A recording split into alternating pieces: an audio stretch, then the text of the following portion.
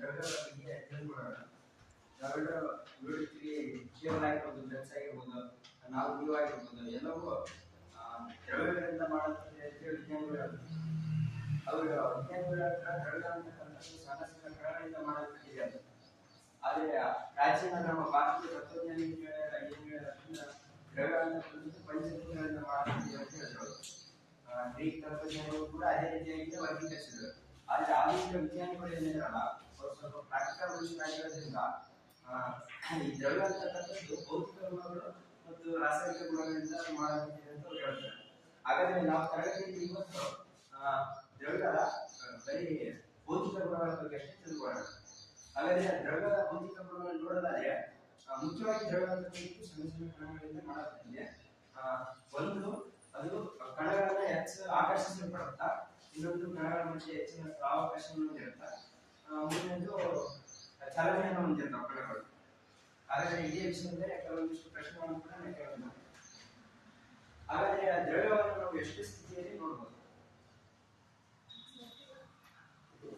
ಗೊತ್ತೇ ಮನೆಯಲ್ಲಿ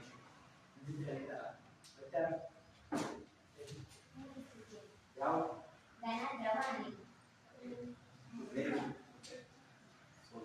ಹಾಗಾದ್ರೆ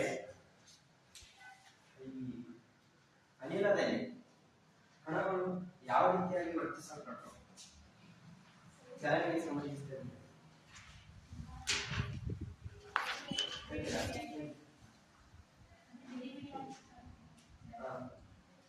ಅಂದ್ರೆ ಆ ಮೂಲಕ ವಹಿಸಿದ್ರೆ ಚಲನೆಗಳು ಏನಾಗಿತ್ತು ಅಂತ ನಾನು ಕೇಳಿದ್ವಿ. ಘನ ದ್ರವ ಅನಿಲ ಘನ ದ್ರವ ಅನಿಲ ಚಲನೆಗೆ ವರ್ತಿಸಿದಾಗ ಅನಿಲದಲ್ಲಿ ಯಾವ ರೀತಿಯಾಗಿತ್ತು ಅಂತ ಕೇಳ್ತಾನೆ ಅಷ್ಟೇ. ಅಂದ್ರೆ ಅವೆರಡಾಗಿ ನೋಡಿದ್ರ ಅನಿಲದಲ್ಲಿ ಚಲನೆಗಳು ಹೆಚ್ಚಾಗಿ ಸ್ವತಂತ್ರವಾಗಿ ಚಲನೆಗೆ ಸಂಬಂಧಪಟ್ಟಿದ್ದು ಕೇಳಿಸ್ತಾರೆ. ಅಂದ್ರೆ ಅವು ತೋರಿಸಿದ್ರ ಅನಿಲದಲ್ಲಿನೇ ಜಾಸ್ತಿ ಹೆಚ್ಚು ಚಲನೆಯನ್ನು ಹೊಂದಿರ್ತಾವೆ.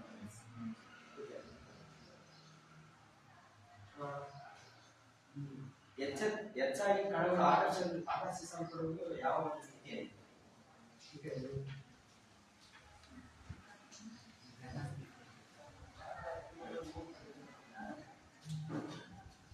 ಹೆಚ್ಚಿನ ಇಲ್ಲಿ ಯಾವ ಒಂದು ಸ್ಥಿತಿಯಲ್ಲಿ ಕಣಗಳು ಪರಸ್ಪರ ಜಾಲ ಕೊಡ್ತವೆ?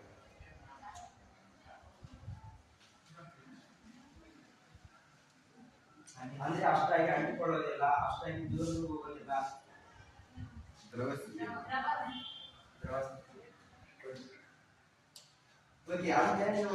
ಅವು ಭೌತಿಕ ಗುಣಗಳಾದಂತೆ ಯಾವ ರೀತಿ ವರ್ತಿಸ್ತವೆ ಅಂತ ಗೊತ್ತಾಯ್ತು. ಹಾಗಾದ್ರೆ ನಾವು ದ್ರವ್ಯದ ಸ್ಥಿತಿಗಳನ್ನ ಬದಲಾಯಿಸಬಹುದೇ?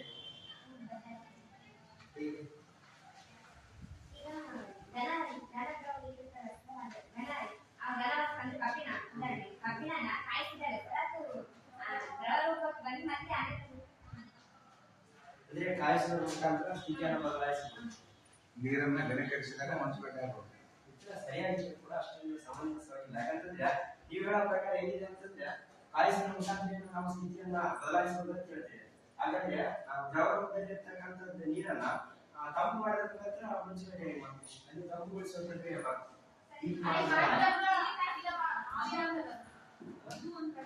ಅಲ್ಲ ನೀವು ಹೇಳ್ತಿರೋದು ಏನಂತಂದ್ರೆ ಕಾಯಿಸುವ ಮುಖಾಂತರ ಸ್ಥಿತಿ ಬದಲಾಯಿಸಬಹುದು ಅಂತ ಹೇಳ್ತೇವೆ. ಇಲ್ಲಿ ಕೋಲ್ಡ್ ಮಾಡೋದ್ರ ಮುಖಾಂತರ ಸ್ಥಿತಿ ಬದಲಾಯಿಸಬಹುದು. ಸಮಂಜಸವಾಗಿಲ್ಲ ಅಂತ. ಯಾಕಂತಂದ್ರೆ ತಾಪ ಮತ್ತು ಒತ್ತಡವನ್ನು ನೀಡುವ ಮುಖಾಂತರ ಸ್ಥಿತಿಯನ್ನು ಬದಲಾಯಿಸುವುದು. ಕೇವಲ ಬರೀ ನಾವು ಹೀಟ್ ಮಾಡೋದ್ರ ಮುಖಾಂತರ ಬದಲಾಯಿಸ್ತೀವಿ ಅನ್ನೋದು ಪರವಾಗಿಲ್ಲ, ನಿಮಗೆ ತೃಪ್ತಿ ಪಟ್ಟರೆ ಸಾಕಾಗ್ತದೆ. ಆದ್ರೆ ಅದ್ರ ಕೈ ಕೂಡ ಕರೆಕ್ಟ್ ಅದನ್ನು ವಿಚಾರ ಮಾಡಿ ನೋಡ್ಬೋದು. ಮತ ಮಾಡ್ಕೊಳ್ಳೋ ಟೀಚರ್ ಕೂಡ ಅಂದ್ರೆ ವಸ್ತುಗಳ ಸ್ಥಿತಿಗಳನ್ನು ನಾವು ಬದಲಾಯಿಸಬಹುದು. ಆದ್ರೆ ತಾಪ ಮತ್ತು ಒತ್ತಡದ ಮುಖಾಂತರ ಅಂದ್ರೆ ನಾವು ಹೀಟ್ ಅಂತಕ್ಕಂಥದ್ದು ಟೆಂಪರೇಚರ್ ಅಂತಕ್ಕಂಥದ್ದು ಏನಿತ್ತಲ್ಲ ಹೆಚ್ಚು ಕಡಿಮೆ ಮಾಡೋದ್ರ ಮುಖಾಂತರ ಸ್ಥಿತಿಯನ್ನು ಬದಲಾಯಿಸಬಹುದು. ಅಲ್ಲಿ ಪ್ರೆಷರ್ ಕೂಡ ಹಾಗಾದ್ರೆ ಈ ಘನ ಸ್ಥಿತಿಯಿಂದ ದ್ರವ ಸ್ಥಿತಿಗೆ ಹೋಗೋದನ್ನು ಯಾವ ಸ್ಥಿತಿ ಬದಲಾವಣೆ? ಘನ ಇದ್ದಿದ್ದು ದ್ರವ ಸ್ಥಿತಿಗೆ ಹೋಗ್ಬೇಕು. ದ್ರವ್ಯದ ಸ್ಥಿತಿ ಬದಲಾವಣೆ ಕೇಳ್ತೀವಿ.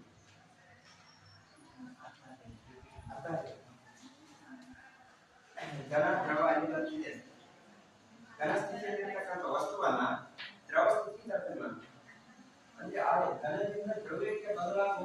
ಎಲ್ಲ ಹೇಳ್ಬೇಕು. ನೀವು ಬರ್ತಿದ್ದೀರಾ ಆ ರೀತಿ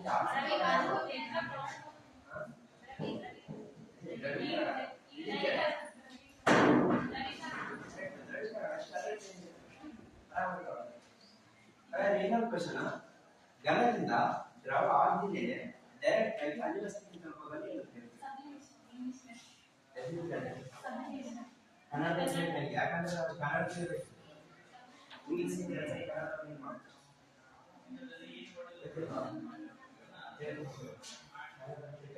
ಇಂಗ್ಲಿಷ್ ಉತ್ಪಾದನಾ ಅಂಶ ಬೇಕು. ಓಕೆ, ಈ ನೀರಿನ ಕುದಿಯುವಿಕೆ ಇತ್ತ ಅಲ್ಲಿ ಯಾವ ರೀತಿಯ ದ್ರವ್ಯದ ಸ್ಥಿತಿ ಬದಲಾವಣೆ ಆಗ್ತದೆ? ನೀರು ಕುದಿತರೆ ದ್ರವ್ಯದ ಸ್ಥಿತಿ ಬದಲಾವಣೆ ಆಗುತ್ತೆ ಅಲ್ಲ? ಆಗುತ್ತಿಲ್ಲ. ಯಾವ ರೀತಿಯ ಸ್ಥಿತಿ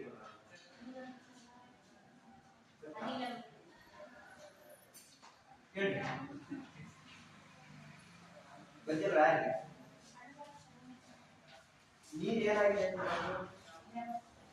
ದ್ರವ ಬಂದಿದೆ, ಕುದಿತಾ ಹೋದಂತೆಲ್ಲ ಏನಾಗುತ್ತದೆ ಆವಿಯ ಅಂದ್ರೆ ಅನಿಲ ರೂಪವನ್ನು ಪಡ್ಕೊಳುತ್ತ. ಏನದಾಗಲ್ಲ, ಯಾವ ಬದಲಾವಣೆ? ಅದನ್ನ ನಾವು ಬಾಷ್ಪೀಕರಣ ಅಥವಾ ವೇಪರೈಸೇಷನ್ ಅಂತ ಹೇಳ್ತೀವಿ. ಅರ್ಥ ಆಯ್ತಾ?